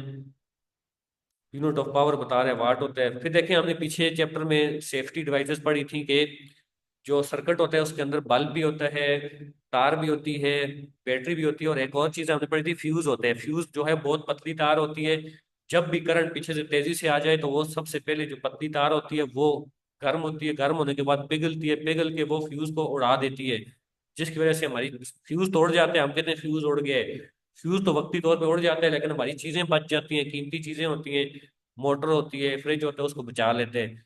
फ्यूज का हमने पढ़ा था कि सेफ्टी पर्पस के तौर पे यूज होता है। यहाँ पे वो फ्यूज के अलावा दो चीजें और ले आए हैं सेफ्टी पर्पस के लिए। एक को सर्किट ब्रेकर का नाम देते हैं, फ्यूज का काम भी सर्किट ही ब्रेक करना है, लेकिन ये कहते हैं कि सर्किट ब्रेकर जो है ये फ्यूज से भी एडवांस टेक्नोलॉजी है, सही है। ये भी अब इस्तेमाल होती है, सर्किट ब्रेकर। और तीसरी एक अर्थ वायर है। आपने देखा होगा, अपनी हम अपनी जुबान में कहते हैं जी एक गर्म तार है और एक सर्द तार है, सही है। तो एक तीसरी तार भी होती है, उस अर्थ वायर कहते हैं, सही है। अर्थ वायर, जो अर्थ वायर होती है उस तार में क्या साइंस इस्तेमाल होती है, उसमें ये साइंस इस्तेमाल होती है कि उस अर्थ वायर में रेजिस्टेंस बिल्कुल जीरो रखी जाती है। ये कहते हैं कि अर्थ वायर की रेजिस्टेंस जीरो होती है, ये पूछ भी सकते हैं। रेजिस्टेंस क्यों जीरो होती है ये आपने समझना है प्रैक्टिकल। रेजिस्टेंस जीरो इसलिए होती है कि जब भी करंट पीछे से तेज आ जाए तो अर्थ वायर के अंदर रेजिस्टेंस ना हो, वो सारी की सारा करंट अर्थ हो जाए। हम कहते हैं करंट अर्थ, यानी कि वो करंट अर्थ हो जाए सारा, इस अर्थ वायर में चला जाए और चीजें जो है बच जाए हमारी, सही है। तो ये अर्थ वायर भी सेफ्टी के तौर पे इस्तेमाल होता है, इसमें रेजिस्टेंस जीरो रखी जाती है। करंट जब भी पीछे से तेज आ गया तो आगे चीजें जलने का खतरा है, खराब होने का खतरा है, तो वो अर्थ वायर जो अर्थ की होती है उसमें रेजिस्टेंस बिल्कुल जीरो रखा जाता है, जितना करंट आ गया उसमें से आ सकता है उसमें से रुकावट बिल्कुल खत्म की हुई होती है, तो सीधा वो करंट अर्थ हो जाता है सारा, और आगे वो दूसरी वायर्स में नहीं जाता, और चीजें बच जाती हैं। फिर कहते हैं कि इलेक्ट्रिसिटी के साथ बहुत आसान चीजें हैं, क्या नुकसानात हो सकते हैं, उससे करंट लग सकते हैं, देखें इलेक्ट्रिक शॉक लग सकते हैं अगर तार नंगी हो, या फिर उससे आग आग लग सकती है, पीछे से करंट तेज आ जाए। तो ये आसान चीजें हैं, कह रहे कि इसमें एहतियात करें। और फिर इलेक्ट्रोमैग्नेटिक देखें, पीछे हम पढ़ते आ रहे हैं, मैग्नेटिक की तीन टाइप्स हम पढ़ते आ रहे हैं। परमानेंट मैग्नेट हमने पढ़ा था, टेम्परेरी मैग्नेट पढ़ा था, एक में आयरन यूज होता है, एक में स्टील, सारा पढ़ते आ रहे हैं। इलेक्ट्रोमैग्नेट के फायदे बता रहे हैं इसमें। इलेक्ट्रोमैग्नेट कहाँ पे यूज होते हैं, ये कंपस में यूज होते हैं, डायरेक्शन जो दिखाने के लिए, सही है, पीछे भी हमने पढ़ा था। इसके अलावा बेल में इस्तेमाल होता है, जो घंटी होती है घरों की, उसमें इस्तेमाल होता है, सही है। और ये बनता कैसे है, मैंने आपको बताया था कि कोई भी चीज है जो मैग्नेट वाली हो, आयरन है, उस उसको करंट के साथ अटैच करते हैं तो इलेक्ट्रोमैग्नेट बन जाएगा। फिर इसमें कहते हैं कि ये जो आजकल गाड़ियां आ गई हैं बिजली पे चलने वाली इलेक्ट्रिक कार, ये जो टेस्ला कंपनी है एलॉन मस्क की, वो जो कार बना रहे हैं इलेक्ट्रिक कार, बिजली पे चलने वाली गाड़ियां, तो उसमें भी ये इलेक्ट्रोमैग्नेट ही यूज होता है, सही है। तो ये याद रखने इलेक्ट्रोमैग्नेट के कुछ फायदे। ये स्पीकर्स हैं, इसमें यूज होते हैं स्टीरियो स्पीकर्स, इसमें इलेक्ट्रोमैग्नेट यूज होते हैं, सही है। अच्छा, फिर इलेक्ट्रिक बेल मैंने पहले बता दिया, जो हमारे घरों में बेल होती है, इसमें इलेक्ट्रोमैग्नेट यूज होता है। तो इसमें आपसे सिर्फ इसके यूज पूछ सकते हैं, कहाँ कहाँ पे होते हैं और कौन से मैग्नेट यूज होते हैं। अच्छा, ये देखें हमारा चैप्टर 10 भी खत्म हो गया। अब हमारे दो चैप्टर रह गए हैं। एक चैप्टर ये हमेशा हर किताब में आता है, मैं पहले भी आपको बताता रहा हूँ, ये बहुत आसान चैप्टर होते हैं, टेक्नोलॉजी वाला, सही है। इसमें आसान आसान चीजें होती हैं। तो इस टेक्नोलॉजी में इस चैप्टर में जो चीजें बता रहे हैं वो मैं आपको यहाँ पे बता रहा हूँ, सही है। अलग से वो आपने जो काम की चीजें होंगी वो नोट करनी है। ज्यादातर जो चीजें इसमें हैं वो समझने की होती हैं। अब देखिए, ये इस चैप्टर में टूथपेस्ट बनाने का तरीका बता रहे हैं, टूथपेस्ट में क्या चीजें होती हैं। आगे सोप का बताएगा, सोप में क्या चीजें होती हैं, सही है। पीछे हम पढ़ के आगे, टूथपेस्ट हो गया, सोप हो गया, सब में बेस होती है, अल्कली होती है, सही है। और ये मसाइल से सोप सोप में देखें क्या चीजें इस्तेमाल होती हैं, बेस तो होती है NaOH, पीछे हम पढ़ के आ गए हैं। इसके अलावा ऑयल होते हैं इस्तेमाल, इसमें ऑयल, फैट्स इस्तेमाल होते हैं, चर्बी इस्तेमाल होती है इसमें, सही है। सोप इससे बनता है, साबुन। और इस तरह की देखें, इस चैप्टर में हमेशा या दही बनाने का तरीका या सिरका बनाने का तरीका, या इस तरह इसमें से MCQs बहुत कम वो लाते हैं, अगर आ भी गया। फिर मिल्क प्लास्टिक बनाने का तरीका बता रहे हैं कि मिल्क, उसमें फैट, कार्बोहाइड्रेट, कैल्शियम होते हैं, विटामिन D होते हैं, पीछे भी हम पढ़ के आ गए हैं मिल्क में।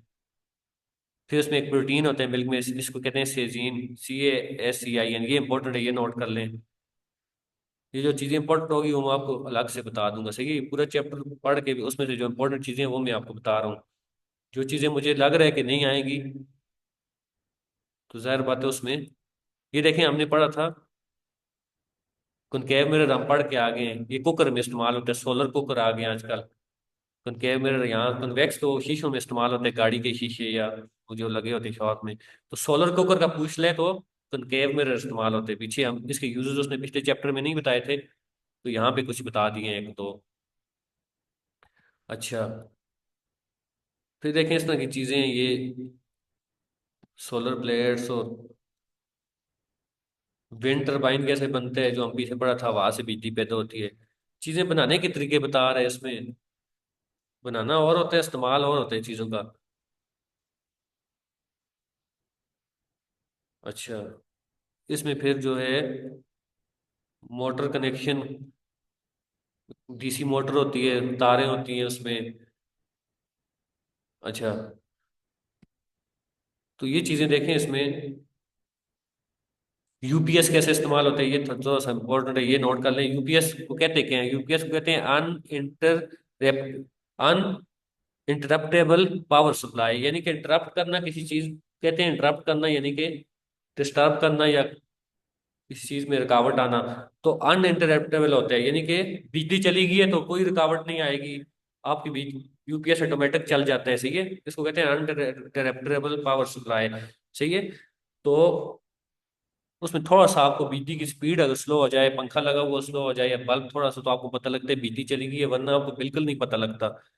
तो यूपीएस बनाने का तरीका बता रहे हैं क्या होता है इसमें।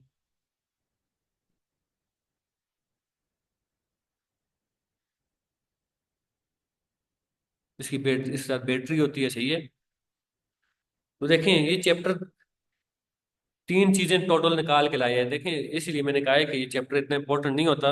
अब तीन चीजें वही हैं जो मैंने आपको बता दी है। कनकेव मिरर इस्तेमाल होता है सोलर कुकर में, और विंड टरबाइन जो हवा से बिजली पैदा होती है, तो वो पीछे भी हम पढ़ के आए हुए हैं। काइनेटिक एनर्जी को इलेक्ट्रिकल एनर्जी में, काइनेटिक एनर्जी यानी कि हमने पढ़ा था जो मोशन से होती है, तो हवा क्या है, काइनेटिक एनर्जी की फॉर्म है, तो उसको इलेक्ट्रिकल में कन्वर्ट करते हैं। और यूपीएस को क्या कहते हैं, अनइंटरप्रेटेबल।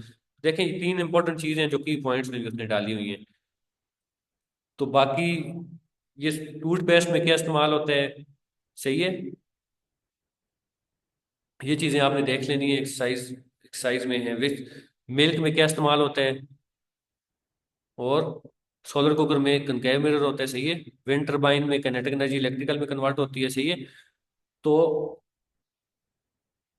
कहते हैं कि ये टूथपेस्ट में इनमें से कौन सी चीज इस्तेमाल नहीं होती। टूथपेस्ट में बेकिंग सोडा भी इस्तेमाल होता है, ये भी होता है, ये भी होता है। ग्लिसरीन जो है वो, ग्लिसरीन मेरे ख्याल से टूथपेस्ट में इस्तेमाल नहीं होती, नमक होता है, सही है। और मिल्क बनाने के लिए क्या चीज इस्तेमाल होती है कहते हैं, तो ये पीछे जो है उसने दी हुई हैं दोनों चीजें, सही है। मिल्क बनाने का तरीका भी बता रहा है, और टूथपेस्ट का भी बता रहा है। टूथपेस्ट के इंग्रेडिएंट्स क्या हैं अलग से उसने एक जगह बताए हुए हैं।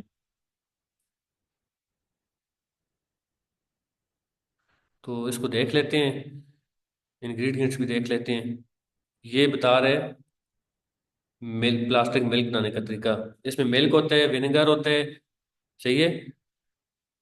इंपॉर्टेंट चीजें इसकी ये हैं। और सॉप बनाने में क्या इस्तेमाल होता है, कोकोनट ऑयल होता है, ऑलिव ऑयल होता है, मैंने बताया ऑयल या चर्बी होती है इसमें इस्तेमाल, सही है। और फिर आखिरी सॉप में क्या इस्तेमाल होता है, सॉप का तो बल्कि यही है इंग्रेडिएंट, सही है। तो इसमें आप देख सकते हैं कौन सी चीज़ किस में इस्तेमाल हो रही है। टूथपेस्ट में क्या इस्तेमाल होता है, ये ग्लाइसरीन होती है टूथपेस्ट में, सही है। बेकिंग सोडा भी होता है, साल्ट भी होता है, तो वो जो पहले वाला ऑप्शन है वो नहीं होता टूथपेस्ट में, सही है इस्तेमाल। वो आगे सोप में होता है, ये किसी और चीज़ में होता है।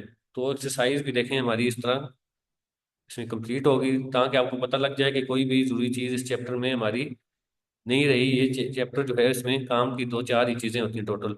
तो देखें टूथपेस्ट में क्या इस्तेमाल नहीं होता, ग्लिसरीन होती है, हम पढ़ आए हैं। बेकिंग सोडा भी होता है, ये भी होता है, ये नहीं होता, एल बाई ई, सही है। और मिल्क प्लास्टिक में भी इनमें से ग्लिसरीन मेरे ख्याल से फिर मिल्क प्लास्टिक में इस्तेमाल नहीं होती इनमें से। बहरहाल ये देख लेनी है। ये चैप्टर हमारा कंप्लीट हो गया। और यूनिवर्स ये चैप्टर भी हर किताब में आ रहे हैं, शुरू से हम आखिर तक पढ़ते आ रहे हैं। सन, मून, प्लैनेट्स का आपस में रिलेशन, सही है। गैलेक्सीज, अब गैलेक्सीज जो हैं हम अभी तक स्टार और प्लेनेट तक पढ़ते आ रहे हैं। स्टार में सूरज है, प्लेनेट उसके करीब जो आठ गर्दिश कर रहे हैं उसकी, फिर उसके प्लेनेट्स के जो गिर्द हरकत कर रहे हैं, जिस तरह मून है, तो वो सैटेलाइट है। गैलेक्सीज जो है वो सबसे बड़ी चीज है, सही है। यानी हमारी कायनात है, यूनिवर्स है, तो उसमें उसके अंदर जो सबसे बड़ी चीज है, यानी कि जो यूनिट है उसका, सही है, यूनिट ऑफ यूनिवर्स कह लें इसको। ये बिल्डिंग ब्लॉक ऑफ यूनिवर्स कह लें। जिस तरह हर चीज का बिल्डिंग ब्लॉक होता है, बॉडी का सेल है, दीवार का ब्रिक्स है, ब्रिक्स यानी ईंटें दीवार में लगी होती है, तो गैलेक्सीज मिल के यूनिवर्स बनाती हैं। इसमें ये किस चीज से बनती हैं, इसमें बिलियंस ऑफ स्टार्स होते हैं, बिलियंस ऑफ स्टार, जिसमें से सूरज एक है सिर्फ। सूरज एक सितारा है, वो भी हमारी जमीन के करीब है, तब हमें नजर आता है। इस तरह के बिलियन ऑफ स्टार्स हैं, डस्ट है, गैसेस हैं, ये सारा मिलके गैलेक्सीज बनाती हैं। इसमें इंपॉर्टेंट चीज क्या है, और गैलेक्सीज भी कितनी है, फिर 2 ट्रिलियन गैलेक्सीज हैं। देखें कायनात कितनी बड़ी है, ये जमीन जो हमारी है ये तो एक नुक्ते के बराबर भी नहीं है। जमीन है, जमीन से बड़ा सूरज है, सूरज, बिलियन ऑफ सूरज मिलके फिर गैलेक्सी बनाते हैं, और ट्रिलियन ऑफ गैलेक्सीज मिलके फिर हमारी कायनात बना रही है। तो अच्छा, फिर हमारी गैलेक्सी कौन सी है, इसमें इंपॉर्टेंट क्या है, गैलेक्सीज की टाइप बताएगा। दो तीन टाइप्स है गैलेक्सीज की। उनमें जो हमारी है, यानी हमारा निज़ाम शमसी जिसमें आते हैं सूरज और ये, वो मिल्की वे है, सही है, मिल्की वे। ये एक बार उसने पूछा हुआ भी था। गैलेक्सीज की जो तीन टाइप्स हैं, वो स्पाइरल गैलेक्सी है, इलिप्टिकल है, और इरेगुलर है। तो स्पाइरल गैलेक्सी के अंदर मिल्की वे आता है, जो हमारी गैलेक्सी है, ये याद रखते हैं। इलिप्टिकल जो है वो शेप से एलिप्टिकल, यानी कि इस शेप में होती है। और इरेगुलर गैलेक्सीज की कोई शेप नहीं होती है, रेगुलर होती है, सही है। रेगुलर शेप इनकी नहीं होती। स्पाइरल गैलेक्सीज देखें, कॉमन टाइप है, जिसमें हमारा हमारा मिल्की वे भी आता है। इलिप्टिकल एक एक शेप में होती है, देखें, इसीलिए इसको इलिप्टिकल कहते हैं, एक शेप में होती है। इरेगुलर की कोई शेप नहीं होती, सही है। तो ये मोटी मोटी चीजें इनकी आपने देखनी है। अच्छा,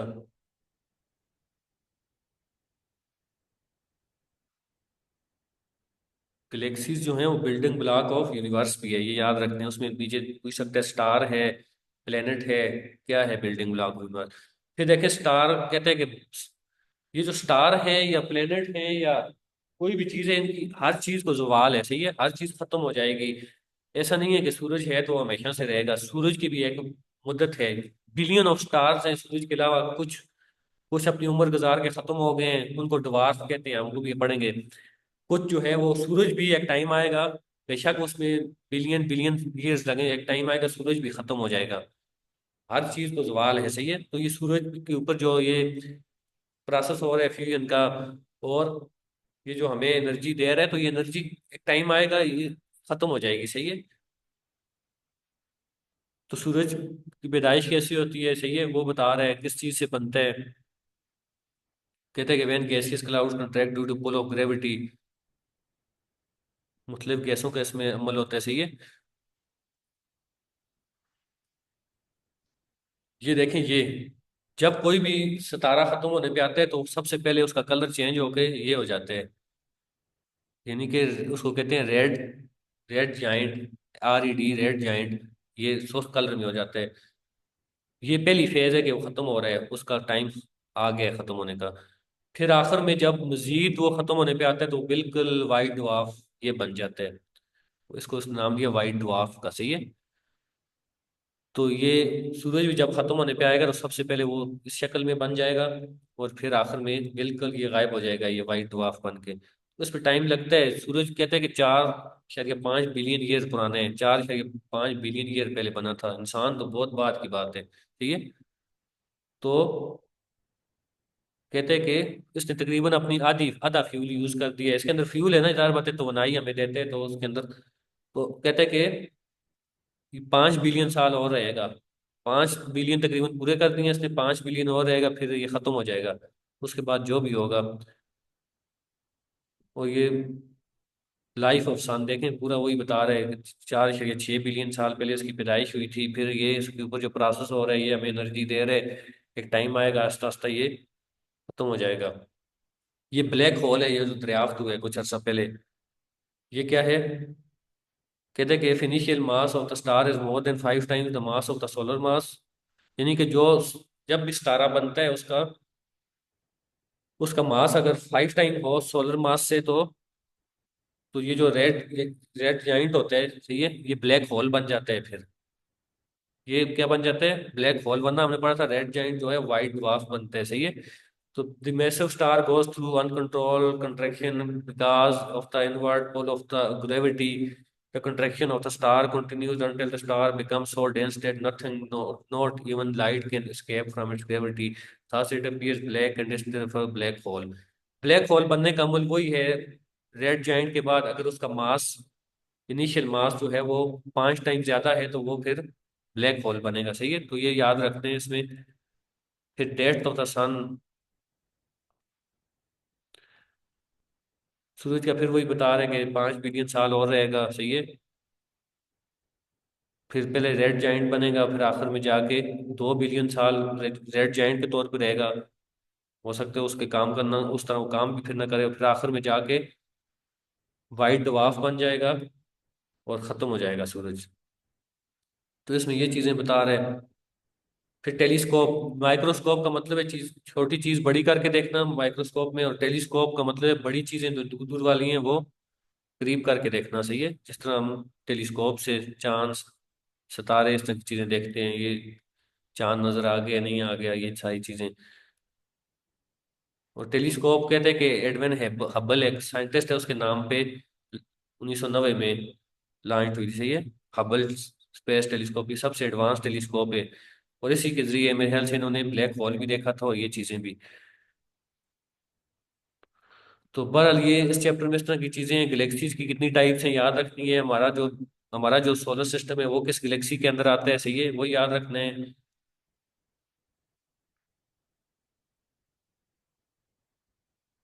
अच्छा, फिर स्पेस प्रोब क्या है? स्पेस प्रोब को कहते हैं स्पेस व्हीकल। जिस तरह स्पेस की गाड़ी है एक, जिस तरह जमीन पे गाड़ियां चलती हैं, तो ये स्पेस पे जो गाड़ी चलती है उसको इसने स्पेस प्रोब का नाम दिया, सही है। और ये इसलिए कि यूनिवर्स को एक्सप्लोर करने के लिए ये बनाई गई है साइंटिस्ट की तरफ से, सही है। अच्छा, फिर ये इसको मुख्तलिफ सिमतों में भेजते हैं, सही है। एक स्पेस प्रोब गलीलियो के नाम पे है, सही है। ये पहली वो थी जो, it was the first spacecraft to orbit and give information about the planet Jupiter. सबसे पहले इसने जुपिटर की इंफॉर्मेशन दी थी, सही है। और उसके चांद है जुपिटर के, हमने पढ़ा था बहुत से चांद हैं, एक नहीं है। एक सिर्फ जमीन के, दो मार्स के, उसके बाद बहुत से मरकरी और वीनस का कोई नहीं है, सही है। तो 1989 में ये हुआ था। बहरहाल डेट्स तो नहीं पूछे गए इसमें, लेकिन ये चीजें आपने याद रखनी है कि टाइप्स वगैरह और इस तरह की चीजें याद रखनी है। तो बहरहाल देखिए ये, इसके जो है वो की पॉइंट्स भी चलें देख लेते हैं। सबसे पहले हमने गैलेक्सी पढ़ा था। Galaxy huge collection of gases होती हैं, डस्ट होते हैं, स्टार्स होते हैं, इसमें बिलियन ऑफ स्टार से मिलकर बनी होती है। और हमारा जो सोलर सिस्टम है ये तो छोटा सा हिस्सा है सिर्फ मिल्की वे गैलेक्सी का, और वो गैलेक्सीज मिलकर फिर यूनिवर्स बनाती हैं। स्टार्स जो हैं वो फिर जमीन के मुकाबले में फिर बड़ा है, सूरज जिस तरह बड़ा है। वो क्या होती हैं? उसमें हॉट गैसेस होती हैं जिस तरह सूरज में है, और वो हमें लाइट देते हैं रेडिएशन के थ्रू। पीछे हमने पढ़ा था सूरज से हमें जो हीट मिलती है वो रेडिएशन के थ्रू मिलती है। सितारा बनता कैसे है, मैंने आपको बता दिया, गैसियस क्लाउड कंट्रैक्ट ग्रेविटी की वजह से। ये जो क्लाउड्स होते हैं गैसों के, ये कंट्रैक्ट होते हैं, सिकुड़ते हैं और सितारा बन जाते हैं उससे। फिर मैंने बताया उसकी डेथ कैसे होगी, जब उसमें से फ्यूल खत्म हो जाएगा, सही है। अच्छा, ये यूनिवर्स के वाले से जो हम स्टडी करते हैं इसको, उसमें कॉस्मोलॉजी का नाम भी दिया है, सही है। कॉस्मोलॉजी कहते हैं इसको। फिर सूरज जो है वो कहते हैं कि आखिर में वाइट ड्वार्फ बन जाएगा जब उसमें से एनर्जी खत्म हो जाएगी। टेलीस्कोप क्या है ये भी हमने पढ़ लिया है। और स्पेस प्रोब क्या है ये भी हमने पढ़ा है। स्पेस व्हीकल होती है। तो देखिए हमने कोई चीज